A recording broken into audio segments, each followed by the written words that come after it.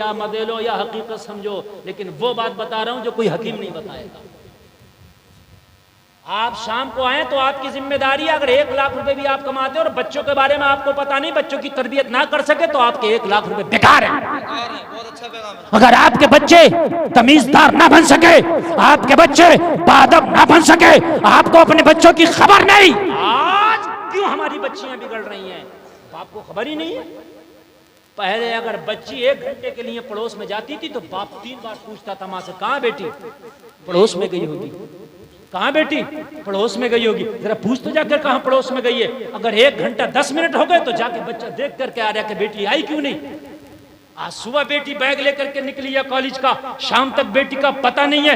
बेगैरत बाप भी खबर लेने की जरूरत महसूस नहीं कर रहा, माँ भी महसूस नहीं कर रही वो कल क्या गुल खिला रही है। जब कल जाके नाक कटा दी तो कह रही हाय हमारी तो नाक कट गई, मौलाना कोई तावीज कर दो, हमारी बेटी तो फला को दिल दे बैठी है। ओ जालिम माँ, ओ जालिम बाप, तू जब कहाँ गया था जब तुझे इसके दिन की खबर नहीं थी? 1-1 घंटे की खबर रखा होता। जब पानी सर से ऊंचा हो जाता है तो कोई तावीज काम नहीं करता है। बहुत अच्छा पैगाम है मुफ्ती साहब, बहुत अच्छी बात। मेरे भाइयों, जंग की तैयारी अमन के दिनों में होती है, जंग के दिनों में जंग की तैयारी नहीं होती। जुमला समझ में आया कि नहीं आया? आया नहीं होगा जुमला। जंग की तैयारी कब होती है बताइए? अमन का दिन किसे कहते हैं? सलामती के दिन में। जब जंग सर पे आ जाएगी तो जंग की तैयारी नहीं होगी। उस वक्त हथियार चलाया जाता, हथियार बनाया नहीं जाता। नहीं समझे आप?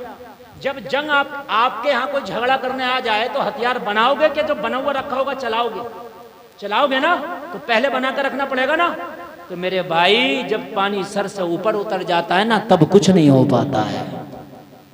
हमने बापों को थाने में हाथ जोड़ते देखा है, और मेरी बेटी मेरी लाज रख ले, टोपियां रख रहे हैं। अगर तुमको यकीन ना है तो मैं कितनी वीडियो आपको दिखा दूंगा व्हाट्सएप पे, और जो आ रही हैं आजकल सोशल मीडिया पे चल रही हैं। मेरी बेटी मेरी लाज रख ले, बेटी करिए नहीं, तू होता कौन है? तू होता कौन है? मैंने तो शादी वही करनी है जहां मैंने दिल दे दिया है। लोगों पानी सर से ऊपर ना जाने दो। आज बेटियां इर्तदाद की शिकार हो रही है, आज बेटियां डगमगा रही है, आज अपना मजहब तक चेंज करके दूसरों से शादियां हो रही है। इस पर खास तवज्जो रखो। अगर भाई है तो भाई तवज्जो रखे, बाप है तो बाप तवज्जो रखे। बीवियों से प्यार करो। ये तुम्हारे घर में तुम्हारी घर की मलका बन के आई है, तुम्हारी लाइफ पार्टनर बन के आई है, तुम्हारा लिबास अल्लाह ने बनाया है। अल्लाह ने फरमाया हुन्ना लिबासुल लकुम व अंतुम लिबासुल लहुन। बीवियां शोहरों के लिबास हैं, शोहर बीवियों के लिबास है। आप किधर जा रहे हैं? इनसे मोहब्बत करो और उस घर में बरकतें होती हैं जिस घर में मियाँ बीवी में मोहब्बतें होती हैं। हजरत फातिमा हजरत अली की मोहब्बत देखो, कुर्बान जाओ, बोलो ना सुभान अल्लाह। मेरे मुस्तफ़ा अज़वाज मुतहरात की मोहब्बतें देखो, खुदा की कसम अगर आप देखोगे ना आंख से आंसू आ जाएगा। आओ मैं थोड़ी सी तारीख की झलकियां दिखा दूं। अरे मेरे नबी की बीवियां तो बड़ी बात है। एक दिन हजरत आयशा फरमाती हैं कि दोपहर का वक्त है, कैलूले का वक्त था मुस्तफ़ा के। कैलूला जानते हैं? नहीं जानते। दोपहर के वक्त में खाना खा के थोड़ी देर लेट के आराम किया जाता, उसे कैलूला कहते हैं, ये सुन्नत है। शाम के वक्त खाना खा के थोड़ा टहला जाता, उसे कैलूला कहते हैं, ये सुन्नत है। हजरत आयशा फरमाती है मुस्तफा के कैलूले का वक्त था, यानी दोपहर में आराम करने का वक्त था। मुस्तफा अपने घर में आराम कर रहे हैं, यानी नींद ले रहे थे, सो रहे थे। मेरे दरवाजे पे किसी ने दस्तक दी। हजरत आयशा फरमाती है मैंने पूछा कौन? तो दरवाजे से एक कांपती हुई आवाज आई जैसे कोई ज़ईफा बोल रही हो। हजरत आयशा फरमाती हैं जब ज़ईफा की आवाज सुनी तो मैंने जाके दरवाजे की कुंडी खोली तो एक बड़ी बूढ़ी सी औरत थी जिसका कमर झुक गया था, बुढ़ापे की वजह से जिसके बाल सफेद हो गए थे, बुढ़ापे की वजह से जिसके कदमों में लर्जा था। एक डंडा लेकर के मेरे घर उसके सहारे से आई, कांपती हुई आवाज में कहा ओ आयशा, मोहम्मदुर रसूलुल्लाह कहाँ है? अमीना के लाल कहाँ है? मैंने कहा ओ ज़ईफा, अभी अभी कैलूला कर रहे हैं, मुस्तफ़ा आराम फरमा रहे हैं, शायद आंख लग गई है। शायद सो गए हैं, बैठे, नबी बेदार होंगे तो मैं आपकी मुलाकात करा दूंगी। नबी बेदार होंगे तो आपकी मुलाकात करा दूंगी। कहने लगे वो खातून अभी बैठी थी, अभी चैन का सांस ही लिया था कि इतने में मुस्तफ़ा खुद अपने कमरे से बाहर निकल आए, खुद निकल, आवाज सुना, बेदार होकर फौरन आ गए।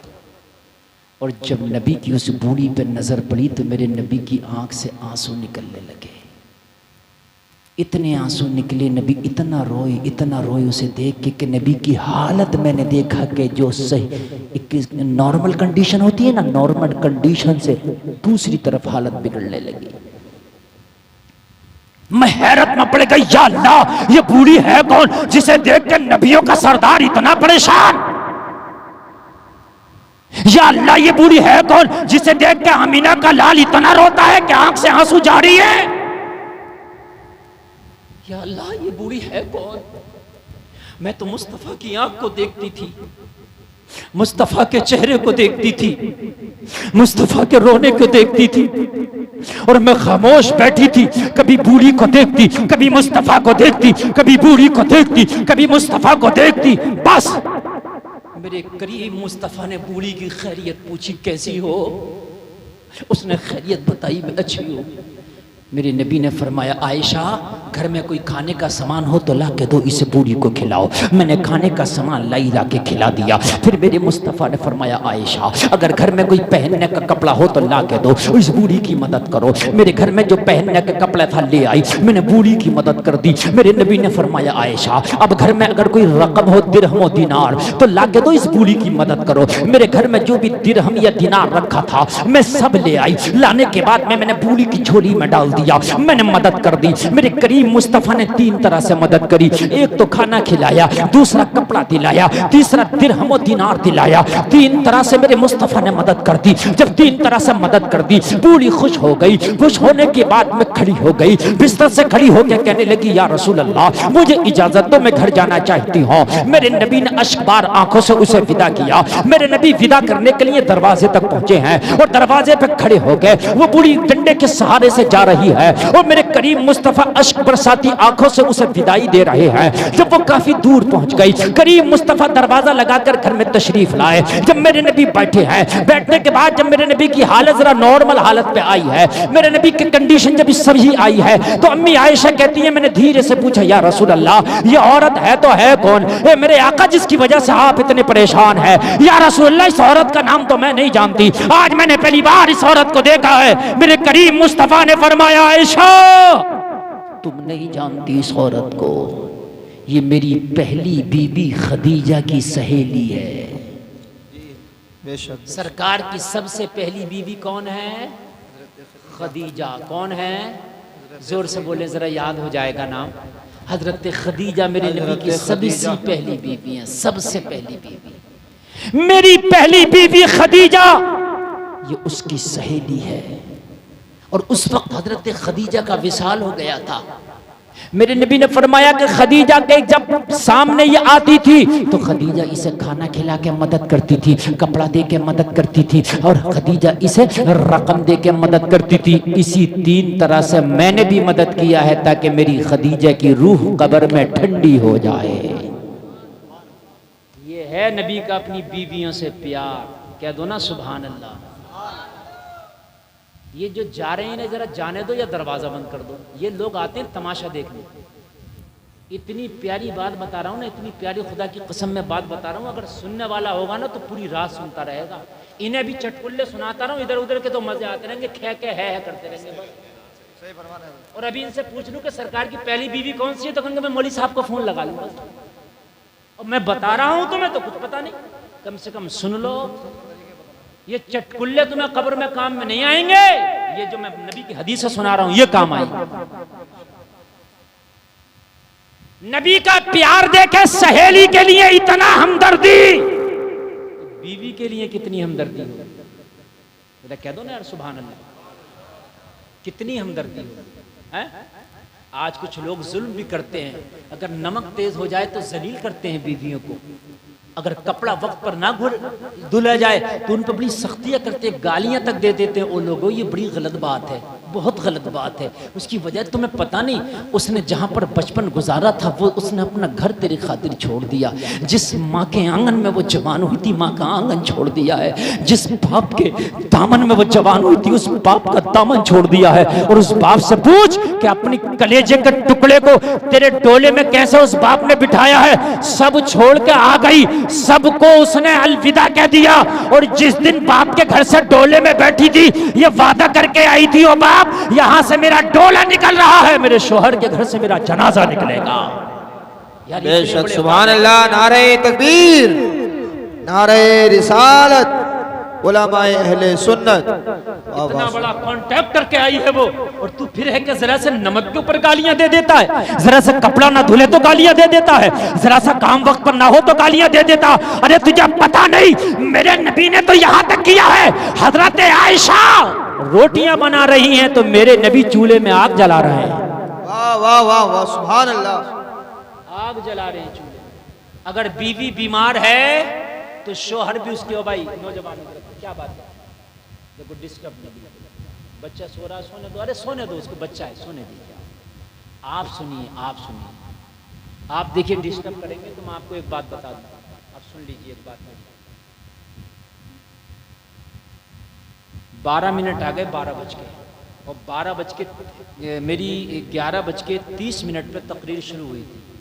सिर्फ 18 मिनट और बोलूँगा और तकरीर ख़त्म कर दूंगा। उसके बाद आप जाते रहना, उठते रहना, बैठते रहना, जो दिल चाहे वो करते रहना।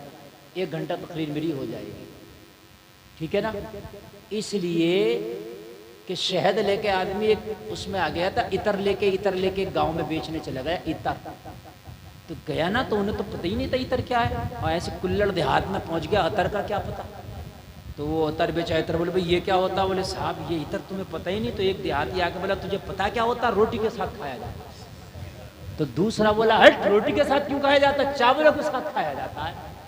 तो वो यही कह रहा था, या अल्लाह ये इनकी गलती नहीं, गलती मेरी है, मैं यहाँ क्यों आ गया, गलती इनकी नहीं है, ये मेरी गलती है। और मेरे भाई जरा कान खोल के सुने, जो मैं आपको नबी की हदीस से जिंदगी का करीना बता रहा हूँ, जिंदगी के तरीके बता रहा हूँ गुजारने के। खुदा की कसम इस तरीके से जिंदगियां गुजारो, तुम्हारी जिंदगियां जन्नत बन जाएंगी, जन्नत बन जाएंगी। अगर बीवी बीमार है, शोहर पानी भी भर के दे सकता है, ये गुलामी नहीं है। अगर बीवी को तकलीफ है तो शोहर उसे खाना बना के भी खिला सकता है, ये गुलामी नहीं है। सुन लीजिए, आज अगर बीवी बीमार है, कोई कपड़े धुलने वाला नहीं तो कपड़ा भी धुल के दे सकता है, ये गुलामी नहीं है। यार एक बात बताऊं मैं आपको, आप एक मजदूर लाना जाके बाजार से, फड़ से जो लगती है, टांडे में लगती होगी, 8 बजे आएगा, 5 बजे काम छोड़ देगा। मेरी बात गलत तो नहीं है? अगर आज 5 बजे के बाद उससे काम कराओगे तो क्या कहेगा, ओवर टाइम लगाऊंगा। बात गलत तो नहीं है? दोपहरा भी करेगा। मेरी बात गलत तो नहीं है? नकद लेगा, सीने पे चढ़ के लेगा। और अगर 1 घंटा आपने ज्यादा करा लिया तो कहेगा मुझे इसका ओवर चाहिए, 1 घंटा नहीं, मैं भाई 8 घंटे के लिए आया हूं। तेरी बीवी, खुदा की कसम, तेरी उम्र अगर 60 साल अल्लाह ने उसे जिंदगी दी है तो यार वो तो हमेशा का कांटेक्ट करके आई है। तू रात के अगर 2 बजे आया तब भी गर्म खाना खिला रही है, तू दिन के 4 बजे आया तब भी तुझे गर्म खाना खिला रही है। जरा यार देख तो, एक मजदूर तुझे तू लाता 8 घंटे के बाद, वो काम नहीं करना चाहता, लेकिन यार इसने तो घंटे ही नहीं गिन के रखे, इसने तो यार टाइम ही नहीं गिन के रखा। अगर बुढ़ापे में तेरा जवान बेटा होकर तुझसे अलग हो गया, तेरा बेटा बेवफाई कर गया, मगर तेरी बूढ़ी बीवी ने बेवफाई नहीं की है, सांस फूल रही है, चूल्हा फूंक फूंक के बुढ़ापे में भी तुझे रोटियां बना बना के खिला रही है। मैं आपको कितनी मिसालें दूंगा कि 4 बेटे थे, जवान थे, शादी हुई, अलग हो गए, लेकिन बीवी ने दामन नहीं छोड़ा बूढ़े शोहर का। आंखों से अंधी हो गई, आंखों से कम दिखता है, मोतिया भी ना गया है, मगर शोहर के लिए हाँपती कांपती फिर भी थोड़ा सा खाना बना लेती है। ये है, अगर ये कभी तकलीफ में पड़ जाओ तो यार इसकी मदद किया करो, ये सुन्नत है मेरे नबी, ये गुलामी नहीं है। हाँ, गुलामी ये है कि बीवी के कहने से माँ बाप को छोड़ दिया जाए। हाँ, गुलामी ये है कि बीवी के कहने से भाई बहनों को छोड़ दिया जाए। हाँ, गुलामी यह है कि बीवी के कहने से दीन को छोड़ दिया जाए। बीवी कहे कि दाढ़ी तेरे चेहरे पे अच्छी नहीं लगती, ये दाढ़ी मत रखना, क्लीन शेव में रहना, मुझे तुम्हारी दाढ़ी अच्छी नहीं लगती, बीवी के कहने से दाढ़ी मुड़ा दे, ये तेरी गुलामी है। बीवी के कहने से नमाज छोड़ दे, ये गुलामी है।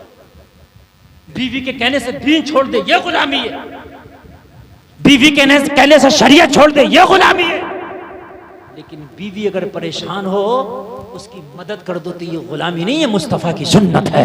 बेशक बेशक, सुभान अल्लाह। ज्यादातर नौजवान है, मेरी तकरीर सुनो, मैं तुमको तकरीर सुना कर जा रहा हूँ। लोग कहते हैं शादी करके मैं चक्कर में आ गया।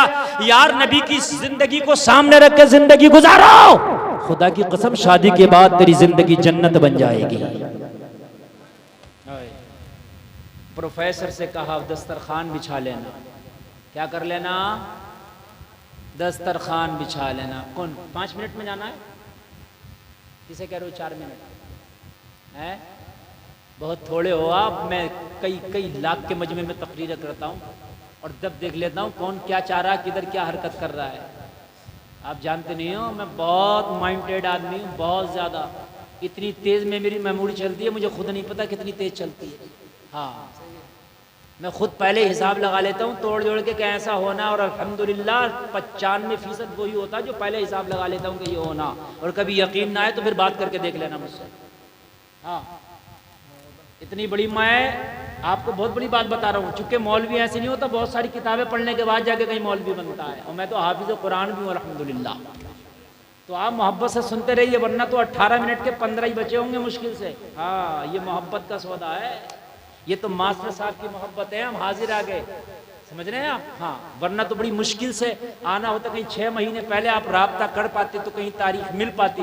अब तो मसला ये था कि कुछ हम खा लियो, कुछ इनकी मोहब्बत है, और ये हमारे मिलन का, मुलाकात का जरिया बन गया है। और ऐसी महफिलें तो अगर हुआ करें तो ऐसी महफिलें बड़ा मजा आता। थोड़े से लोग हैं, ये तकरीर नहीं, ट्यूशन क्लास चल रहा हमारा। आपका एक रात का मदरसा है जो आज हमारे ये मास्टर साहब के घर, मास्टर साहब ने अब्दुल रहमान भाई नाम है, इनके घर पे लगवाया ये। माशाअल्लाह, अल्लाह इस बच्चे की उम्र में बरकतें अता फरमाए। आमीन आमीन। कहा दस्तरखान बिछाना है ना, सर ढांक के खाना है ना। और तीसरी चीज क्या बताई प्रोफेसर साहब? जब खाना तैयार हो जाए, अक्सर होता बीवी बनाती है, शौहर खाता गरम गरम, ऐसे होता का तुम गरम के चक्कर में ना पड़ना। फिर क्या करें? कहना चाहे ठंडा हो जाए, आज ठंडा ही खा लेना, लेकिन बीवी को साथ में लेके खाना। वाह वाह वाह, बहुत अच्छा। क्या करना? बीवी को साथ में लेके खाना। देहात की औरतें बड़ी बावफा होती हैं, पहले शौहरों को खिलाती हैं, पहले मर्दों को खिला देंगी, बाद में खाती हैं बेचारी। यहाँ भी ऐसे होता नहीं, हमारे इलाके में ऐसे ही होता। हाँ, पहले सब मर्दों को खिलाएंगी बेचारी, बाद में चाहे कम बचे थोड़ा बचे खा ले। अक्सर शहर की पहले खुद खा लेती है। हाँ भाई, तुमने खाना है तो खाओ, हमने अपने नहीं भूखा रहना है। हाँ, अच्छा माशाल्लाह, ऐसे होता कि नहीं होता? हाँ, ऐसे होता है। अब तवज्जो फरमाए, का प्रोफेसर साहब साथ में खाना, कहने लगा इसमें और तलाक कैसे रुक जाएगी? ये तो कुछ दिखता नहीं, इन बातों से तलाक रुक जाए। कहने लगे डॉक्टर तुम नहीं, डॉक्टर हम हैं। आप गोलियां ना देखो नीली पीली हैं, इनका असर क्या हमें पता है। ये ना देखो कि ये दुपट्टे उड़वा रहा, ये कपड़े भिजवा रहा खाने से पहले, ये साथ खिलवा रहा, ये कौन सी बात हो गई? बस तुम इतना कर लेना। वो जाने लगे तो कहने लगे प्रोफेसर साहब रुक जाओ जरा, एक बात और सुनते चले जाओ। जब दस्तरखान पे खाना लग जाए ना, और जब दोनों लोग बैठे हो ना, तो सबसे पहले अपनी बीवी की प्लेट में निकाल के अपने हाथ से दे देना। सुभान अल्लाह बोलो। और ये तो बीवी नहीं, अगर किसी के साथ भी खा रहे हो ना, तो पहले डोंगे पे खुद कब्जा ना जमाया करो, समझ रहे हैं? पहले डोंगे पे खुद कब्जा ना जमाया करो। बाज आदमी तो ऐसा होता है जैसे अमेरिका की जंग छेड़ दी हो डोंगे पे, ऐसे हाथ। शादियों में देखा होगा तुमने भाई, हाथ ही नहीं लगने देता है ना।